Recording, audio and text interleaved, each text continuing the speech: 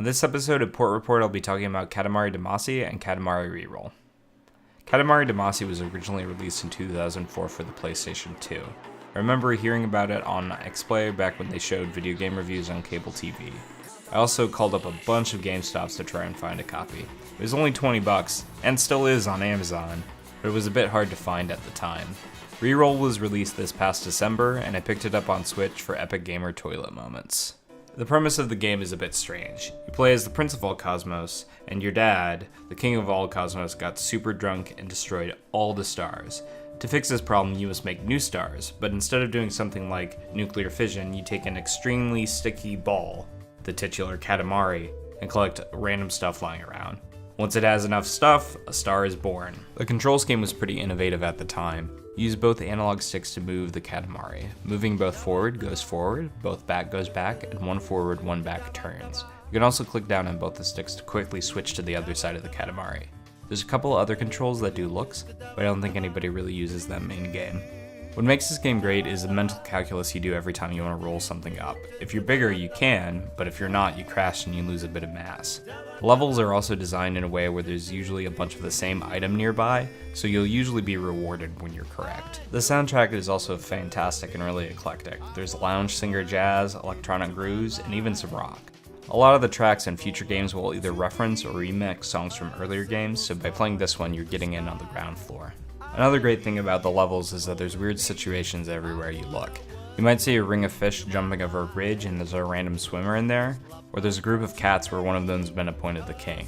There's also a couple of absurd items you can pick up, like chalk drawings or even entire islands. The game's also unabashedly Japanese. A lot of the items are Japanese foods, traditional Japanese decorations, or other items that don't really translate to the West. It's not that big of a deal though, and if you're super curious, you can check it out in the collection. To really get a handle of everything that's changed, we first have to start with the resolution. Most of the games in the PS2 era were output at 480i, and Katamari is no exception. The two most important things to note is that it's more of a square than a rectangle, and each frame only contained half of the lines of the image. So if you see any zigzaggy lines in the PS2 footage, those are called combing artifacts. Combing artifacts are a result of the Elgato trying to take the two frames of the interlaced output and combine it into one image. There's a bunch of cables and stuff for trying to get a better picture out of the PS2, but I'll cover that in another video. There are two types of levels. The first is what most people would consider classic, where the objective is to get the Katamari to a certain size in a certain amount of time. All these levels are titled Make a Star. The second type of level is constellations. Here you have a certain amount of time to collect every instance of an item, such as crabs, crowns, or swans. Unfortunately, if you want to play with another person, you'll be stuck with versus mode. You both choose a cousin and are placed in a circular arena with a bunch of random stuff strewn about. Your goal is to be the biggest after a certain amount of time, and I don't really like this mode back then, and I don't really like it now. Lastly, there's the home planet, which has 5 different areas, most of which are menus for changing options. Sound lets you change the volume, switch between mono and stereo, and, if you're on PC, change the resolution. Collection shows you all the stuff that you rolled up, and it's pretty cool since they took the time to write a couple sentences about every object in the game. Usually, they're pretty funny. View Constellation lets you look at all of the stars and constellations you made. It's not much, but the song that plays in the background is pretty nice. Presents are where you equip all the presents that you roll up in levels. It lets you customize your prints a little bit. Finally, data lets you save and load. Now that I've covered the basics of the game, onto the port. Reroll came out December 7th, 2018. Not much has changed except for the graphics. On PC you can go up to 1080p for the resolution, but I'm not sure what the Switch is rendering at. It's annoying that for PC, initially it launches in a 720p window and you have to play the tutorial at that resolution. The textures seem to be updated, but as in the PS2 version, they're purposely pixelated for aesthetics. I think some of the models have been updated too, most notably the prints. I'm not sure if I really dig the new look. The ball on top especially creeps me out. Sadly, the gameplay is locked at 30 FPS, even though the UI parts can go higher.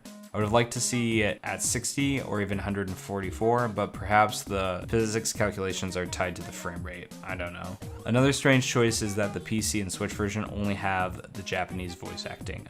On PC there's a mod to bring back the English voice acting, but on Switch you'll have to settle with the Japanese. I wish they would have bundled this game with the sequel, We Love Katamari. I feel like it's the better game because it's a bit longer, the levels are a bit more varied, and you can play everything in co-op, which is my preferred way to play. Co-op works by giving each player half of the Katamari. This makes turning while moving forward way easier because you can have 3 sticks going forward with only 1 going back.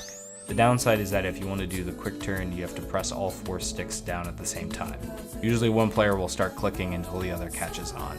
So that pretty much covers it. I don't think this is a great port, but it was definitely serviceable. If you don't have a working PS2, want to play the game on the go, or just want the game in HD, this is probably for you. Alright, leave a like if you like, smash that subscribe button, bang the bell, drive your car to the store, buy some oatmeal, buy some grains, call your mom, jump up and down, do some squats, get them gains. Okay, thanks, bye.